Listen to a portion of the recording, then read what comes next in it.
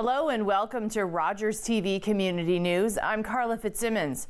The friends and family of Eli Wood have been sharing posts on social media in hopes of finding them. Meanwhile, the investigation into their disappearance has police suspecting foul play. 25-year-old Eli Wood has been missing since October 19th after a house fire at 25 Major Street in Kitchener. Fire crews extinguished the fire, but it caused significant damage to the property. The incident is being investigated as an arson. The house has been fenced off, and it appears restoration work has begun. Investigators have not been able to locate Eli, who lived in the rear unit of the residence. Now police believe foul play is suspected in Eli's disappearance. At this time, the investigators have now formed enough grounds to believe that there was foul play on the disappearance of Eli. This is why it's so important that we're asking for members of the community to continue to bring in information and assist us in anything that they may have. Police are not saying what led them to suspect foul play. Right now, this is a very isolated incident, and the investigators are still gathering information. And unfortunately, because of the sensitivity and to maintain the integrity of the investigation, we need to keep a lot of those details within the service. The cause of the fire is still under investigation. So there is the element of the fire itself, which is being treated as an arson, and because of that, we do work closely with the fire marshal and for Kitchener Fire, but we are still investigating the missing person element of it as well. So we are doing two investigations simultaneously. We are still outreaching to the public for any information to please contact us immediately.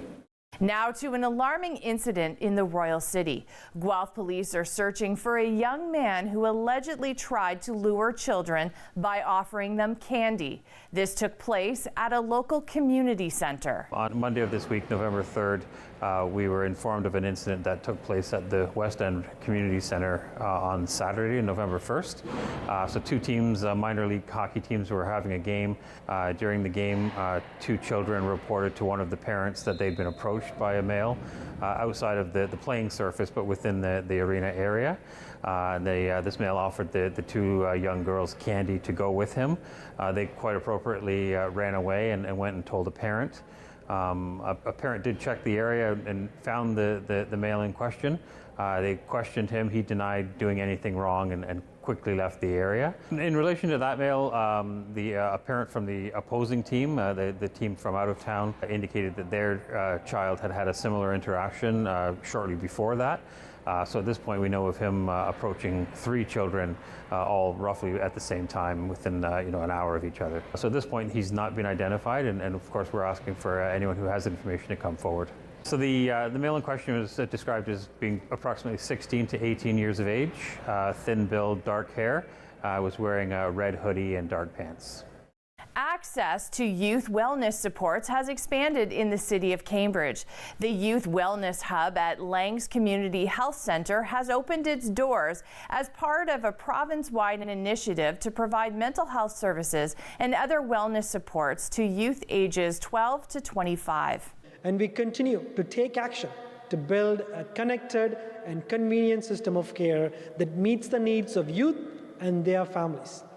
Through our Roadmap to Wellness, we are investing $3.8 billion over 10 years to fill gaps in mental health and addiction care, create new services, and expand programs. Between 2020 and 2023, we have established a provincial network of 22 youth wellness hubs that are currently operating or in development.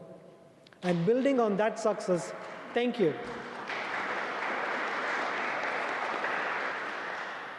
And building on that success, we are adding 10 new youth wellness hubs across the province, including right here in Cambridge, where today we are celebrating the grand opening of this new youth wellness hub.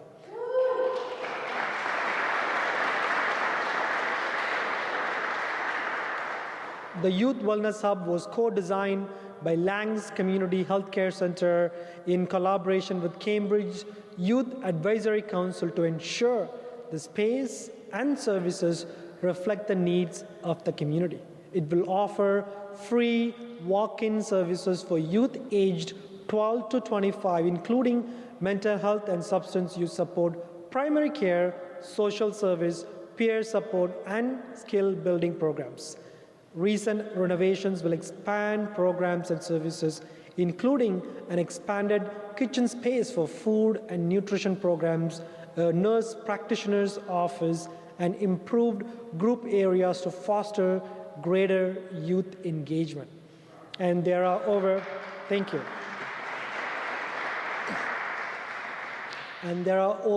more than 25 community partners co-located to offer a range of health and social service programs under one roof.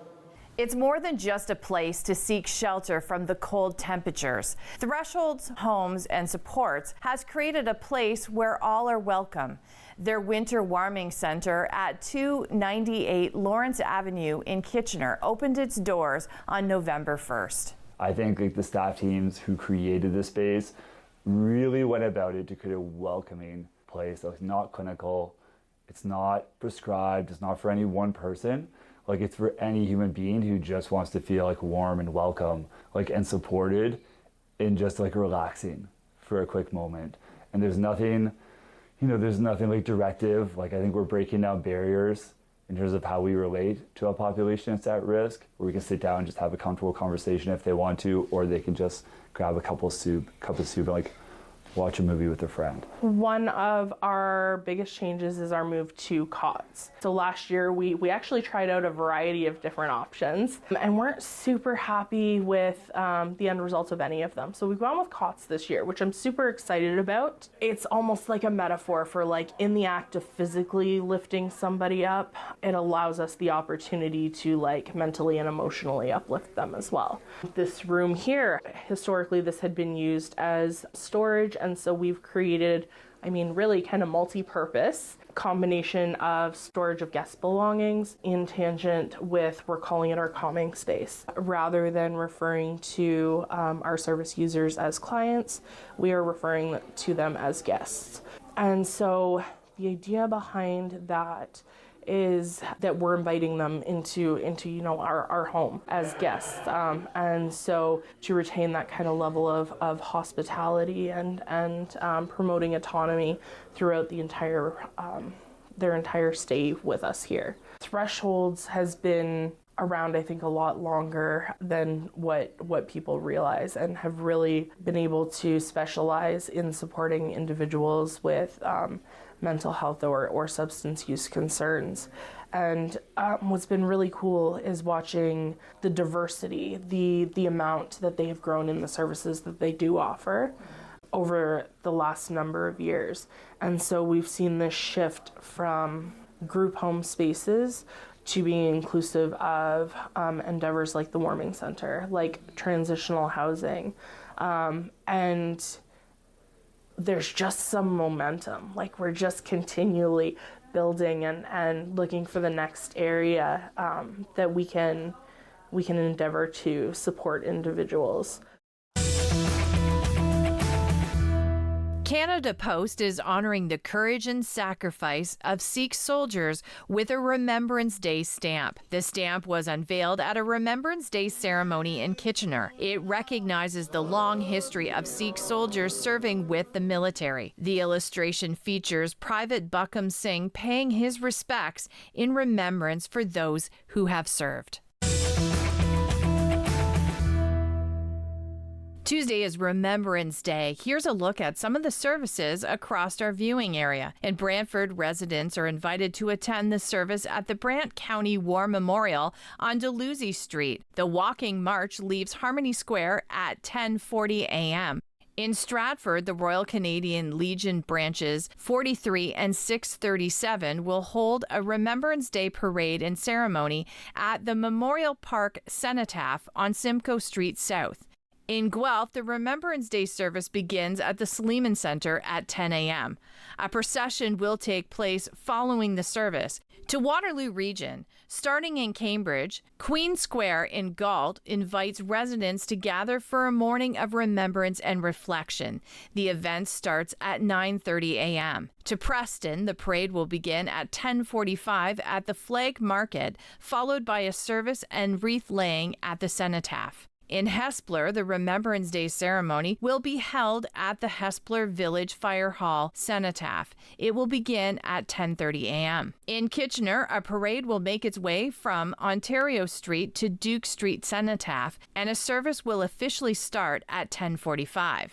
To Waterloo, where a parade will start at 10:25 at Bridgeport and Regina and will end at the Cenotaph next to Waterloo City Hall. The service will take place at 10:30 a.m. You may not know the name, but you will be familiar with the Crime Stoppers program and the tip hotline number of 1-800-222-TIPS. The founder of the Crime Stoppers program, Greg McAleese, passed away earlier this week at the age of 78. Almost 50 years ago, the murder of a gas station attendant in Albuquerque, New Mexico, launched a global movement. Then Detective Greg McAleese was frustrated by the lack of leads, so he created a program involving media, police, and the public. Through producing a television reenactment of the crime, offering a cash reward from his own pocket, and setting up an anonymous tip line, this helped the community overcome fear. Within 72 hours, arrests were made, and the rest is history. I once had an interviewer say, well, how does it feel to be the man who has made more arrests or responsible for more arrests than any other cop in history? How does it feel? Overwhelming. I never thought of it that way because I've always looked at this as being a collective effort. I got it started. And have continued over the years in order to insist on keeping this within the basic structure of what we have, and also to strive for excellence with our programs. But to be honest with you, I look at this as being a collective effort from hundreds of thousands of people. And that's why this program has worked. It's just not me. I think Crime Stoppers is the legacy of Greg McAleese and the idea of community engagement being part of community safety, that it's not just up to police to resolve crime, that we as members of society have a role to play in reporting that information anonymously and confidentially through Crime Stoppers if we don't feel comfortable speaking with police. I met Greg in 2019 at the Ontario Association of Crime Stoppers annual conference in Hamilton.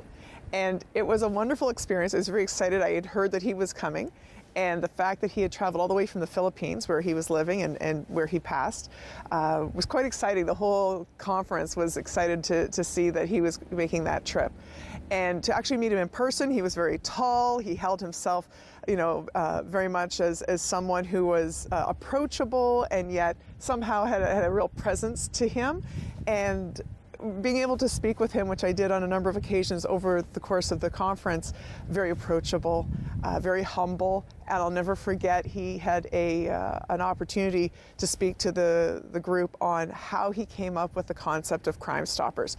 And you could have heard a pin drop, except for the times when he was cracking jokes and of course everyone responding with laughter.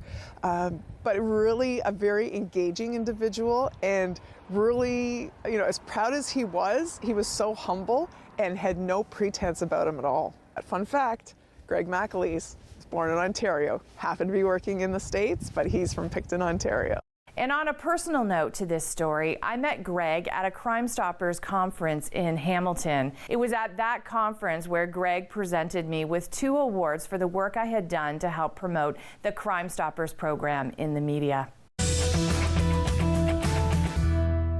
The city of Cambridge is welcoming Santa Claus to town. The Cambridge Santa Claus Parade on Saturday, November 15th is starting at 6 p.m. The parade route is Dunbar Road to Langs Drive. For more information, visit cambridge.ca. Thanks for watching this edition of Rogers TV Community News. I'm Carla Fitzsimmons, and I'll see you next time.